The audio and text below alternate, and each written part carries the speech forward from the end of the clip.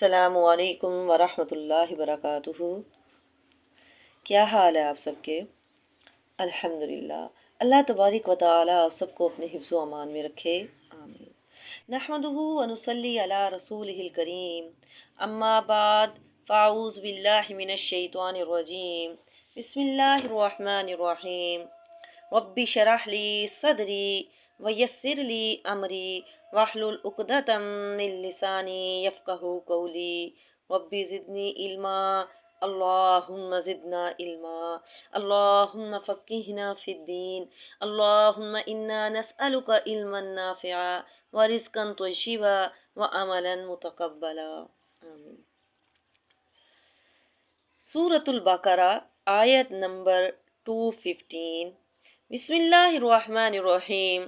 یسألونکا، وہ آپ سے سوال کرتے ہیں، وہ آپ سے پوچھتے ہیں، ماذا، کیا، ینفقون، وہ خرچ کریں۔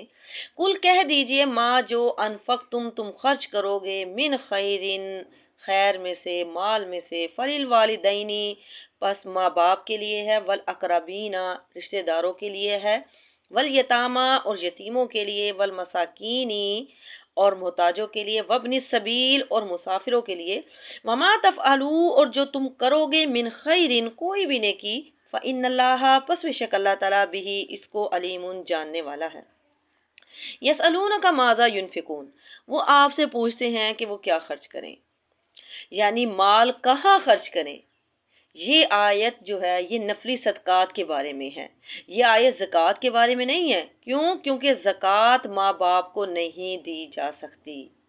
تو مطلب آیت کا یہ ہے کہ اے نبی، لوگ آپ سے سوال کرتے ہیں کہ وہ کس طرح خرچ کریں، تو آپ انہیں کہہ دو کہ ان لوگوں سے سلوک کریں جن کا یہاں پر بیان ہے۔ اللہ نے اس کا جواب بھی دیا اور یہ بھی بتا دیا کہ کہاں پر خرچ کرنا ہے۔ فرمایا کل ما انفقتم من خیر فللوالدین، کیا فرمایا؟ یعنی ان کے سوال کا جواب یہ ہے کہ تم خیر میں سے جو بھی خرچ کرو، من خیرین، مال میں سے، خیر میں سے، تم خیر میں سے جو بھی خرچ کرو، یعنی جو چاہو خرچ کرو، مگر وہ مال حلال طریقے سے حاصل ہوا ہو۔ کیوں؟ کیونکہ حرام کو خیر نہیں کہہ سکتے، حرام کو، کیونکہ خیر کو حرام کو خیر نہیں کہہ سکتے۔ اور خرچ کرنے کی جگہوں میں سے سب سے پہلے والدین کا ذکر کیا، تاکہ ان کے جنم دینے اور پرورش کرنے کا کچھ حق ادا ہو جائے۔ فللوالدین، اپنے والدین پر خرچ کریں، ماں باپ پر خرچ کریں۔ جو بھی اولاد اپنے ماں باپ پر خرچ کرتی ہے تو اس کی آمدنی میں برکت ہوتی ہے۔ ماں باپ ضرورت مند نہ بھی ہوں تب بھی آپ انہیں دیں، انہیں گفٹ دے دیا کریں، انہیں پیسے دیں کہ وہ اپنے ہاتھوں سے صدقہ خیرات کریں۔ تو ماں باپ حسن سلوک کے سب سے زیادہ حقدار ہیں، اور خرچ کرنے کی ابتدا ماں سے کرنی چاہیے۔ طارق مہاروی کہتے ہیں کہ ہم مدینہ آئے تو آپ صلی اللہ علیہ وسلم ممبر پر کھڑے لوگوں سے خطاب فرما رہے تھے، اور فرما رہے تھے کہ دینے والا ہاتھ اونچا ہوتا ہے، اور سب سے پہلے اسے دو جس کی کفالت کے تم ذمہ دار ہو۔ اپنی ماں کو دو، اپنے باپ کو دو، اپنی بہن کو دو، اپنے بھائی کو دو، پھر قریبی رشتہ داروں کو دو۔ یعنی ترتیب بتا دی گئی کہ سب سے پہلے کہاں سے شروع کرنا ہے۔ اسی طرح ایک شخص آیا آپ صلی اللہ علیہ وسلم کے پاس، آپ سے آ کر پوچھتا ہے کہ میرے پاس مال ہے، کہاں خرچ کروں؟ 1 دینار ہے، فرمایا اپنے اوپر خرچ کرو۔ کہا ایک اور بھی ہے، فرمایا اپنی بیوی پر کرو، کیونکہ بیوی پر خرچ کرنا بھی نفقات واجبہ میں سے ہے، واجب ہے، لازمی کرنا ہے۔ کہا کہ ایک اور ہے، کہا کہ اپنے بچوں پر خرچ کرو، اور پھر کہا کہ ایک اور بھی ہے، کہا اپنے خادم پر خرچ کرو، کہا ایک اور بھی ہے، تو فرمایا اب تم زیادہ بہتر جانتے ہو، جہاں بھی تم خرچ کرو، اب تمہاری اپنی مرضی ہے، لیکن ترتیب یہ ہے۔ حتیٰ کہ جو والدین اللہ کے نافرمان ہیں ان کے ساتھ بھی اچھا سلوک کرنا چاہیے، اور جو ماں باپ فوت ہو گئے ہیں ان کو تو آپ زیادہ یاد رکھا کریں، دعاؤں میں بھی رکھیں، زیادہ یاد رکھیں، صدقہ خیرات میں بھی۔ جب بھی آپ اللہ کے راستے میں دیں، صرف ایک نیت کا فرق ہوتا ہے۔ آپ نیت کر لیں کہ اے اللہ، یہ جو میں دے رہی ہوں یہ میرے ماں باپ کی طرف سے بھی ہے اور میری طرف سے بھی ہے، ان کی طرف سے بھی صدقہ خیرات کیا کریں۔ تو یہاں پر اللہ تبارک و تعالیٰ نے ترتیب بتا دی کہ سب سے پہلے یعنی والدین پر، پھر جو زیادہ قرابت والے رشتے ہیں، قرابت داری اور رشتہ داری کا حق ادا ہو جائے، تاکہ رشتہ داری کا حق ادا ہو جائے، تو جو قریبی رشتہ دار ہیں ان پر خرچ کریں۔ پھر کہا کہ یتیم، کیونکہ وہ یتیم جو ہے وہ مہربان باپ کے سائے سے محروم ہو چکے ہوتے ہیں، اس لیے فرمایا۔ پھر فرمایا مساکین، کیونکہ ان کے پاس اتنا نہیں ہوتا کہ جو ان کو پورا ہو سکے۔ پھر فرمایا مسافر، کیونکہ مسافر بھی اپنے شہر سے دور ہونے کی وجہ سے ایک طرح سے محتاج ہوتا ہے۔ وابن السبیل، مسافروں پر خرچ کرو۔ وما تفعلوا من خیر، اور اس کے علاوہ تم جو کوئی بھی نیکی کرو گے، کہیں اور بھی تم خرچ کرتے ہو، جو بھی تم نیکی کرتے ہو، فإن اللہ، پس بے شک اللہ تعالیٰ بھی اس کو علیم، جاننے والا ہے۔ آگے فرمایا کتبہ تم پر، کتبہ فرض کی گئی، علیکم تم پر، قتال جنگ، وہوا اور وہ، کرہن ناپسند ہو، لکم تمہارے لیے، وعسیٰ اور ممکن ہے، ان یہ کہ تکرہو تم ناپسند کرو، شیئن ایک چیز کو، وہوا اور وہ خیرن بہتر ہو، لکم تمہارے لیے، وعسیٰ اور ممکن ہے، ان یہ کہ تحبو تم پسند کرو، شیئن ایک چیز، وہوا اور وہ شر لکم بری ہو، لکم تمہارے لیے، واللہ اور اللہ تعالیٰ یعلم جانتا ہے، وانتم اور تم لا نہیں تعلمون تم نہیں جانتے۔ اب کیا فرمایا؟ فرمایا کتب علیکم القتال، تم پر جنگ فرض کی گئی، یعنی مسلمان جب مکہ میں تھے انہیں روکا گیا تھا کہ وہ اپنے ہاتھوں کو روکے رکھو، کمزور تھے کہ تم نے جنگ نہیں کرنی، لڑائی نہیں کرنی، لیکن جب وہ مدینہ میں آ گئے، مضبوطی آ گئی، تو پھر جہاد فرض ہوا، کیونکہ ہر آئے دن مکہ سے اور آس پاس سے لوگ چڑھائی کر رہے تھے، تو پھر جہاد فرض کر دیا گیا۔ اور پھر جب جہاد فرض ہوا تو لوگوں کو بڑا مشکل کام لگا۔ نماز پڑھنا آسان ہے، روزہ رکھنا آسان ہے، صدقہ خیرات کرنا آسان ہے، لیکن جہاں پر اپنی جان کا خطرہ ہو تو وہاں پر حاضر ہونا بڑا مشکل کام ہے۔ تو یہ ان کا ٹیسٹ تھا، اسی لیے اللہ نے فرمایا کہ جو چیز تم پر فرض کی گئی ہے وہ تمہیں ناپسند ہے، تمہارے نفس پر وہ بھاری ہے، پھر ساتھ ہی خوشخبری بھی دے دی کہ ایک چیز تم ناپسند کرو اور وہی تمہارے حق میں اچھی ہو، اور ایک چیز جو تم پسند کرو وہ تمہارے حق میں بری ہو، یعنی تم اپنی جان یا مال یا وقت اللہ کے راستے میں نہیں دینا چاہتے، اسے بچا کر رکھنا چاہتے ہو، تو سوچو دے کر کیا ملے گا اور روک کر کیا ملے گا۔ آپ صلی اللہ علیہ وسلم نے فرمایا مجھے تو مومن پر تعجب ہے، اللہ اس کے لیے جو فیصلہ بھی فرماتا ہے وہ اس کے لیے بہتر ہی ہوتا ہے۔ تو اللہ کی تقسیم پر ہمیں راضی رہنا چاہیے، ناپسندیدگی کے باوجود آخرت میں فائدے والے کام کر لینے چاہیے، چاہے وہ ہمارے نفس پر بھاری ہی کیوں نہ ہو۔ کبھی وضو کرنا بھی بھاری لگ رہا ہوتا ہے، کبھی نماز بھی مشکل لگتی ہے، کبھی خرچ کرنا مشکل لگتا ہے، کبھی گھر کا کام کاج بھی مشکل لگ رہا ہوتا ہے، لیکن اگر انسان اللہ کی رضا سمجھ کے کر لیتا ہے تو یہ اس کے لیے بہت بہتر ہے، تو یہ اس کے لیے بہتر ہے۔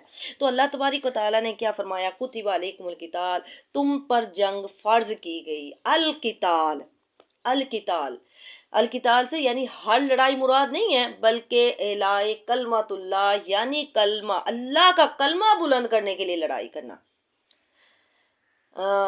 ابن کثیر رحمۃ اللہ فرماتے ہیں کہ اس آیت میں اللہ تعالیٰ نے مسلمانوں پر فرض کیا ہے کہ وہ جہاد کریں اور دشمنوں سے اسلام کا دفاع کریں۔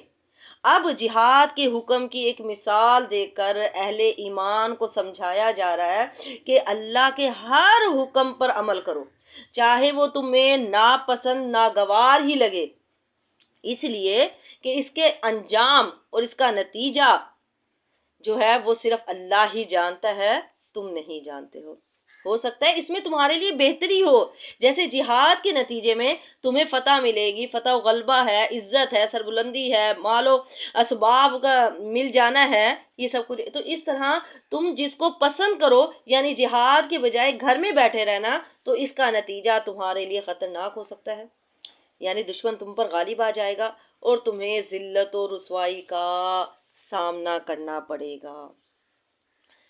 تو کہا ایک چیز جس کو تم ناپسند کرتے ہو وہ تمہارے لیے بہتر ہو، ٹھیک ہے، اور ایک چیز جس کو تم پسند کر رہے ہو وہ تمہارے لیے بہتر نہ ہو، تو اللہ تبارک و تعالیٰ زیادہ جانتے، تم زیادہ نہیں جانتے۔ اور کہا تم پر جہاد فرض کر دیا گیا، قتال کرنا، جنگ کرنا، کافروں سے لڑنا، یہ فرض کر دیا گیا، جہاد کرنا۔ اب آپ صلی اللہ علیہ وسلم نے فرمایا جو شخص اس حال میں مر جائے کہ اس نے نہ تو جہاد کیا ہے اور نہ اپنے دل میں جہاد کا ارادہ کیا ہو، تو وہ نفاق کی ایک شاخ پر مرے گا، یعنی منافقت کی، یعنی وہ جہالت کی موت مرے گا۔ انسان کو اپنے دل میں تو خواہش رکھنی چاہیے، ٹھیک ہے نا۔ آگے اللہ تبارک و تعالیٰ فرماتے ہیں یسألونکا، وہ آپ سے سوال کرتے ہیں، ان الشہر الحرام، حرمت والے مہینے کے بارے میں، قتال ان کے جنگ کرنا، فی اس میں، کل کہہ دیجئے قتال لڑائی کرنا، جنگ کرنا، فی اس میں کبیر بڑا گناہ ہے، وصد اور روکنا، عن سبیل اللہ اللہ کے راستے سے، وکفر اور انکار کرنا اللہ کا، بھی اس کا اللہ تعالیٰ کا، والمسجد الحرام اور مسجد حرام سے روکنا، واخراج اہلہ اور نکال دینا اہلہ اس کے رہنے والے کو، منہ وہاں سے، اس سے، اکبرو یہ زیادہ بڑا گناہ عند اللہ اللہ کے نزدیک، والفتنہ اور فتنہ اکبرو زیادہ بڑا، من القتل قتل سے، ولا یزالون اور وہ ہمیشہ رہیں گے، یقاتلونکم وہ تم سے لڑتے رہیں گے، حتیٰ یہاں تک کہ یردوکم وہ تمہیں پھیر دیں، عن دینکم تمہارے دین سے، ان استطاعتوا اگر وہ طاقت رکھیں، ومن یرتد اور جو کوئی بھی پھر جائے گا، منکم تم میں سے، عن دینہ ہی اپنے دین سے، فیموت پھر وہ مر جائے، وہو اور وہ کافر کفر کی حالت میں ہی کافر ہو، فاولئک تو یہی لوگ، حبطت ضائع ہو گئے، اعمالہم ان کے اعمال، فی الدنیا دنیا میں، والآخرتی اور آخرت میں، واولئک اور یہی لوگ ہیں، اصحاب النار آگ کے رہنے والے، ہم وہ فیہا اس میں، خالدون ہمیشہ رہیں گے۔ یسألونک عن الشہر الحرام یعنی وہ آپ سے سوال کرتے ہیں حرمت والے مہینے کے بارے میں کہ اس میں جنگ کرنا کیسا ہے، تو آپ کہہ دیجئے اس میں جنگ کرنا بڑا کبیرہ گناہ ہے، بڑا گناہ ہے۔ تو اس آیت سے پتہ چلتا ہے کہ حرمت والے مہینے میں قتال منع ہے۔ حرمت والے مہینے کون سے ہیں؟ رجب، ذوالقعدہ، ذوالحجہ اور محرم، یہ 4 مہینے زمانہ جاہلیت میں بھی حرمت والے سمجھے جاتے تھے، جن میں قتال و جدال، قتل کرنا، لڑائی جھگڑا کرنا، خون لوٹ مار، خون ریزی سب حرام سمجھی جاتی تھی۔ اسلام نے بھی ان کی حرمت کو برقرار رکھا۔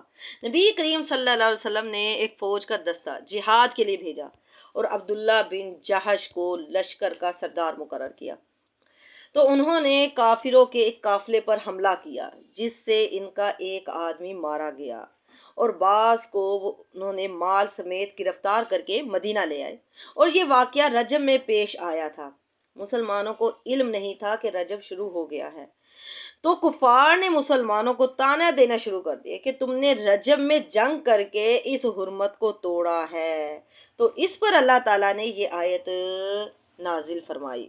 تو یہ آیت نازل ہوئی کہ حرمت والے مہینے میں جنگ کرنا واقعی بہت بڑا گناہ ہے، مگر تم تو اس سے بھی بڑے گناہوں کا ارتکاب کر رہے ہو۔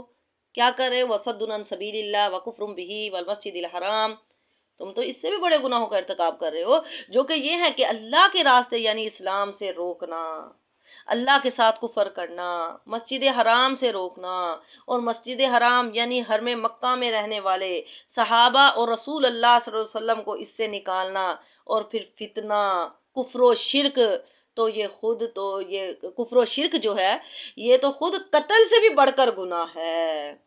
اس لیے اگر مسلمانوں سے غلطی سے قتل حرمت والے مہینے میں ہو گیا تو کیا ہوا، اس پر طعنے دینے اور شور کرنے کے بجائے انہیں اپنے کرتوت، اپنا نامہ سیاہ بھی تو دیکھ لینا چاہیے۔ تم تو نہ اپنے کاموں سے رکتے ہو، نہ توبہ کرتے ہو، اور نہ ہی نادم ہوتے ہو، نہ شرمندہ ہوتے ہو۔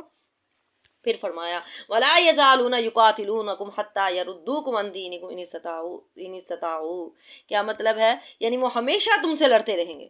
اب مسلمانوں سے کہا جا رہا ہے کہ وہ ہمیشہ تم پر حملہ کرتے رہیں گے، وہ تم سے مسلسل جنگ کرتے رہیں گے، تمہارے پیچھے رہیں گے، آتے ہی رہیں گے، یہاں تک کہ وہ تمہیں تمہارے دین سے پھیر دے اگر وہ استطاعت رکھتے ہوں، یعنی وہ یہ سب کچھ کرتے رہیں گے، مگر وَمَن يَرْتَدِدْ اور جو کوئی بھی پھر جائے گا، منکم تم میں سے، عن دینہ اپنے دین سے، اور وہ اسی حالت میں مر جائے وہو کافر، کفر کی حالت میں، تو اس کے تمام اعمال ضائع ہو جائیں گے۔ یعنی دین سے نکل کر اللہ کا انکار کرنا یا رسول کا انکار کرنا یا ایمان میں سے کسی چیز کا انکار کرنا یا اللہ کے احکامات میں سے کسی بھی چیز کا انکار کر دینا کہ بھئی میں اس کو نہیں مانتی، تو پھر یا پھر ان چیزوں میں شک کرنا، تو ایسے لوگوں کے بارے میں فرمایا کہ ان کے اعمال دنیا اور آخرت میں ضائع ہو جاتے ہیں۔ اور جو کوئی مرتد ہو جاتا ہے، دین اسلام سے پھر جاتا ہے، اس کی سزا جو ہے وہ صرف قتل ہے، اسے قتل کر دیا جائے گا۔ تو اس آیت سے معلوم ہوا کہ اگر کوئی شخص نعوذ باللہ مرتد ہو جائے اور اسی حالت میں مر جائے تو اس کے تمام اعمال ضائع ہو جاتے ہیں، لیکن پھر اگر سچے دل سے توبہ کر کے اسلام قبول کر لے تو مرتد ہونے سے پہلے کے اعمال ضائع نہیں ہو جاتے، بلکہ ان کا بھی ثواب مل جاتا ہے۔ مرتد ہونے کی وجہ سے ایمان کی حالت میں کیے گئے تمام اعمال صالح ختم ہو جاتے ہیں۔ جس طرح ایمان قبول کرنے سے انسان کے پچھلے گناہ معاف ہو جاتے ہیں، اسی طرح مرتد ہو جانے سے تمام نیکیاں بھی برباد ہو جاتی ہیں۔ اور پھر اسلام کی وجہ سے دنیا میں جو اسے حاصل تھا، کیا حاصل تھا؟ یعنی جان و مال کی حفاظت تھی، عزت کی حفاظت تھی، عزت کی حرمت، مرنے کے بعد جنازہ پڑھنا، مسلمانوں کے قبرستان میں دفن کرنا، مسلمان بیوی کی زوجیت جو تھی، اور وراثت، تو غرض مسلمانوں والے تمام حقوق اس کے مرتد ہو جانے کی وجہ سے ختم ہو جائیں گے۔